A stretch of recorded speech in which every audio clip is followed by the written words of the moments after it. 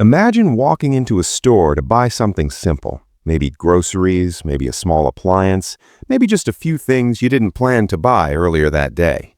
You reach the register, the total appears on the screen, and without thinking very much about it, your hand moves almost automatically toward a small plastic card. The payment takes 2 seconds. A quiet beep confirms the transaction, and you walk away with the product even though the money technically hasn't left your possession yet.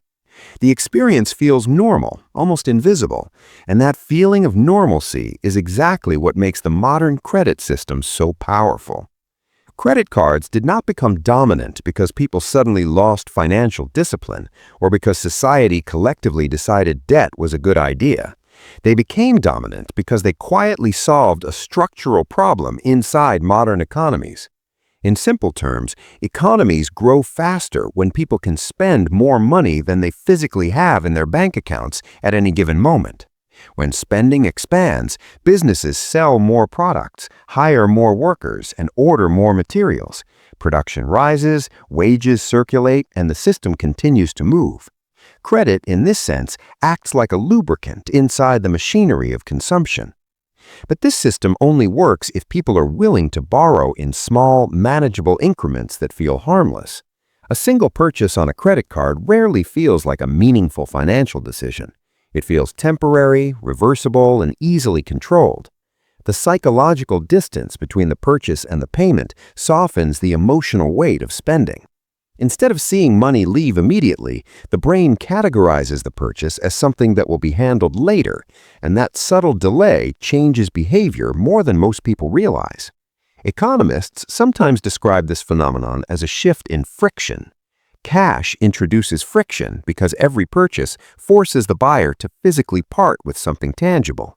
Debit cards reduce that friction slightly because the money still disappears instantly from the account balance. Credit cards remove even more friction by separating the act of buying from the act of paying.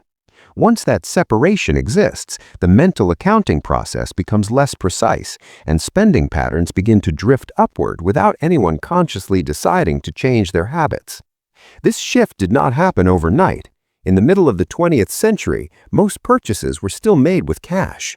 Credit existed, but it was often limited to store accounts or short-term borrowing arrangements between individuals and banks. The introduction of widely accepted credit cards gradually changed the structure of everyday transactions. Companies like Visa and MasterCard built networks that allowed the same card to function across thousands of businesses, transforming credit from a local agreement into a global payment infrastructure. Once that infrastructure existed, the incentives aligned quickly. Businesses preferred credit transactions because customers tended to spend slightly more when the payment was abstract rather than immediate. Banks preferred credit because interest payments created a steady revenue stream over time. Consumers often preferred credit because it allowed them to smooth temporary cash shortages without interrupting their lifestyle. Each group had different motivations, yet all of them reinforced the same expanding system. From a mathematical perspective, the credit card economy operates through a simple loop. A consumer spends money that technically belongs to a bank. The bank temporarily absorbs the cost of the purchase. At the end of the billing cycle, the consumer either repays the balance or carries part of it forward. If a balance remains, interest is applied, slowly increasing the amount owed. The key detail is that this process can repeat indefinitely while the economy continues to circulate goods, wages, and services. When millions of people participate in that loop simultaneously, the total purchasing power inside the economy becomes larger than the total amount of cash actually sitting in bank accounts. In other words, credit effectively expands the spending capacity of society.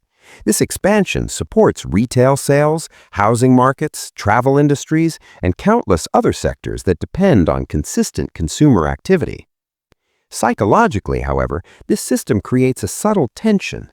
People generally think about debt as a temporary tool, something used during unusual moments like emergencies or large purchases.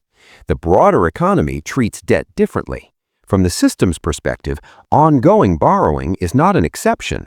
It is part of the baseline structure that keeps demand stable. When borrowing slows dramatically, businesses often feel the impact almost immediately because consumption contracts. This relationship becomes especially visible during economic downturns. When households become cautious and start reducing debt balances, spending drops, companies experience declining sales, and layoffs can follow. The chain reaction reveals how tightly consumer credit has become intertwined with economic momentum. What appears to be a personal financial choice at the household level can collectively influence national growth patterns. Behavioral economics adds another layer to the story. Humans are naturally better at evaluating immediate consequences than delayed ones. A purchase that produces instant satisfaction but postpones the financial cost into the future can easily slip past the brain's internal warning systems. Credit cards take advantage of this bias without anyone consciously intending it. The structure itself quietly encourages behavior that feels comfortable in the present while distributing the financial impact across future months. This does not mean credit cards are inherently harmful or irresponsible. In many cases, they provide real convenience and flexibility. They allow short-term liquidity during uneven income periods. They simplify travel and online purchases, and they often include consumer protections that cash cannot provide. The system persists precisely because it offers practical benefits alongside its economic side effects.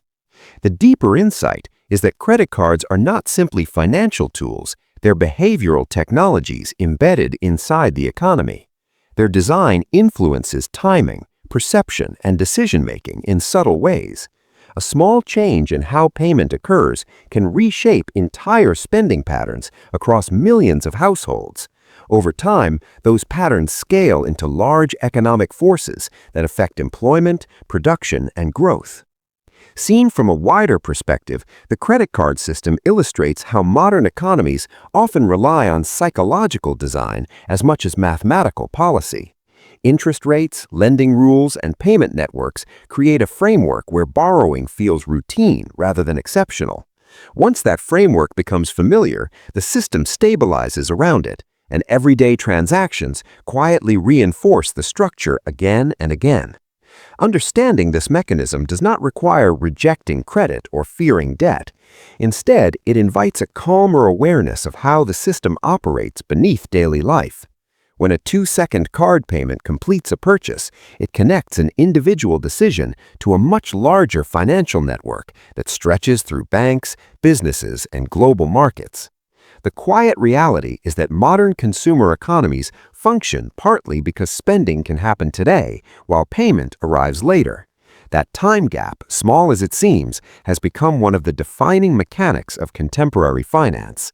It is not dramatic, and it rarely attracts attention, yet it shapes how money moves through society every single day.